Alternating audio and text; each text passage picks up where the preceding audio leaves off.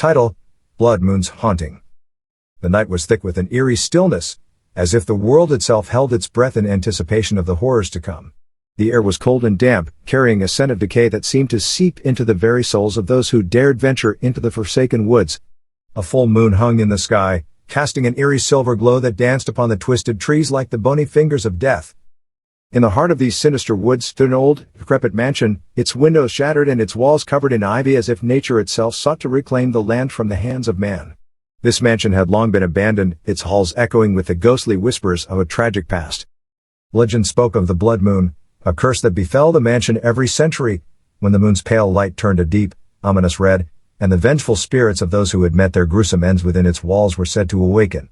On this particular night, the blood moon cast its crimson gaze upon the mansion, and the horrors of the past began to stir. A group of 5 adventurous souls had come seeking thrills, unaware of the malevolent force that awaited them. Leading the group was Alex, a skeptical and daring young man who believed that the legends were nothing more than stories meant to scare children. His girlfriend Emily was a skeptic as well, her wide eyes and nervous laughter betraying her true feelings of unease.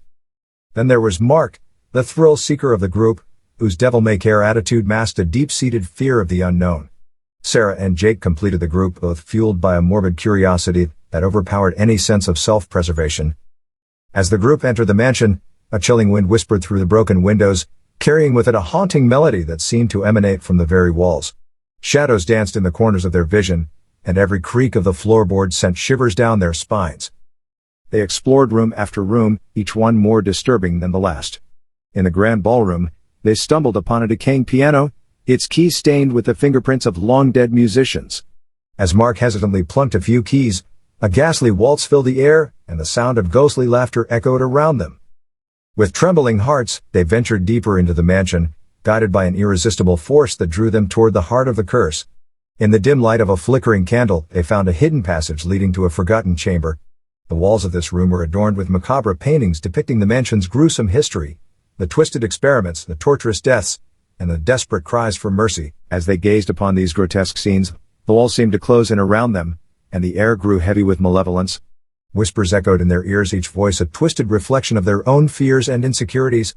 Reality warped, and they found themselves trapped within the cursed paintings, forced to relive the horrors of the past. Alex was shackled to a rusted table, his screams drowned out by the sound of bone-chilling laughter as his limbs were slowly severed one by one. Emily found herself trapped in a never-ending hallway, pursued by a relentless phantom that mirrored her deepest regrets. Mark was enveloped in darkness, tormented by visions of his loved ones meeting gruesome fates. Sarah and Jake were trapped in a never-ending loop of their most horrifying nightmares, unable to escape. As the blood moon's influence tightened its grip, the boundaries between reality and nightmare blurred, and their minds began to unravel. In their desperate struggle to escape, they turned against each other, the lines between friend and foe eroding beneath the weight of their torment. But even in the grip of darkness, a glimmer of hope remained. As the blood moon reached its zenith, a voice echoed through the chamber, a voice both ancient and wise. The spirit of a long-forgotten sorcerer revealed itself, offering a chance at salvation. With his guidance, they faced the manifestations of their own fears and regrets, overcoming the malevolent forces that sought to consume them. Title: Shadows of the Forgotten. The moon hung low in the sky, casting an eerie silver glow over the desolate town of Hollowbrook. It was a place forgotten by time, where darkness crept through the streets like a malevolent force, and the residents whispered of unspeakable horrors that lurked within its abandoned buildings. Nina, a young journalist with a taste for the macabre, had heard the legends and couldn't resist the allure of a story that promised to chill the very marrow in her bones. Armed with her notepad and an old tape recorder, she ventured into the heart of Hollowbrook, determined to uncover the truth behind the tales. Her investigation led her to an ancient mansion that loomed like a ghostly specter at the edge of town. The air was heavy with an otherworldly silence as she approached the decaying structure. Its windows were shattered, and the front door creaked open with a mournful groan, inviting her into its nightmarish embrace. Nina's heart raced as she stepped over the threshold, her flashlight cutting through the darkness like a fragile beacon.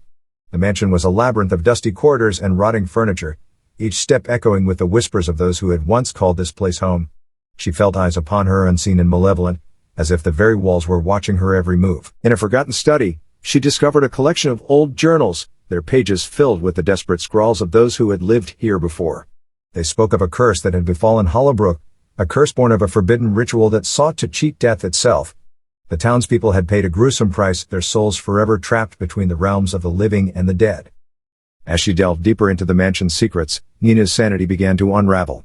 Whispers grew louder, shadows danced in the corners of her vision, and the air grew thick with an icy malevolence. She knew she was not alone. One fateful night, as the moon hung low and the stars blinked out one by one, Nina found herself face to face with the source of the curse. It manifested as a grotesque, shadowy figure with hollow eyes that seemed to pierce her very soul. Its voice echoed in her mind, a chorus of anguished screams and mournful wails. "You seek the truth, little mortal," the figure hissed, its voice dripping with malice. "But the truth comes at a price." Nina's heart pounded in her chest as the figure offered her a choice: to leave Hollowbrook and forget the horrors she had uncovered, or to stay and become a part of the curse herself, forever bound to the mansion's malevolent grasp. With a resolve born of desperation, Nina made her choice. She would not be silenced by fear, nor would she surrender her soul to the darkness that clung to Hollowbrook's walls. She raised her voice, her words a defiant scream that shattered the suffocating silence. The mansion trembled, its walls groaning as if in agony. The curse fought back, a torrent of vengeful spirits swirling around Nina, their anguished cries a cacophony of despair. But she stood her ground, her will a beacon of light amidst the shadows. In a blinding burst of ethereal energy, the curse was shattered, and the mansion itself seemed to sigh in relief. The spirits dissipated, leaving behind a profound stillness that was both unsettling and serene. As the first light of dawn broke over the horizon, Nina emerged from the mansion, her body weary but her spirit unbroken. Hollowbrook would never be the same, its secrets exposed to the light of day. The town would heal slowly but surely, as the curse's grip faded into memory. And Nina, forever changed by her ordeal, walked away with a story unlike any other. A tale of darkness and redemption, of facing the unspeakable and emerging victorious. She knew that the horrors she had witnessed would haunt her dreams for years to come. But she also knew that she had confronted them head-on, unafraid and unyielding. For in the heart of the darkness, she had found a strength she never knew she possessed. And as she left Hollowbrook behind, her footsteps echoed with a newfound confidence, a testament to the indomitable spirit of those who dared to confront the shadows of the forgotten. As the blood moon's crimson light began to fade, the curse loosened its grip, and the group found themselves back in the abandoned mansion. The walls no longer whispered with the tormented voices of the past, and the air was no longer heavy with malevolence. They stumbled out into the cold night, shaken but alive, their hearts forever scarred by the horrors they had witnessed. The mansion stood silent once more, its secrets buried within its decaying walls. The legend of the blood moon lived on, a cautionary tale of the darkness that lurked within the human soul, waiting to be awakened by the moon's unholy gaze. And so the curse of the blood moon continued, a haunting reminder that some horrors could never truly be banished, only endured, until the next century's crimson moon cast its malevolent spell once again.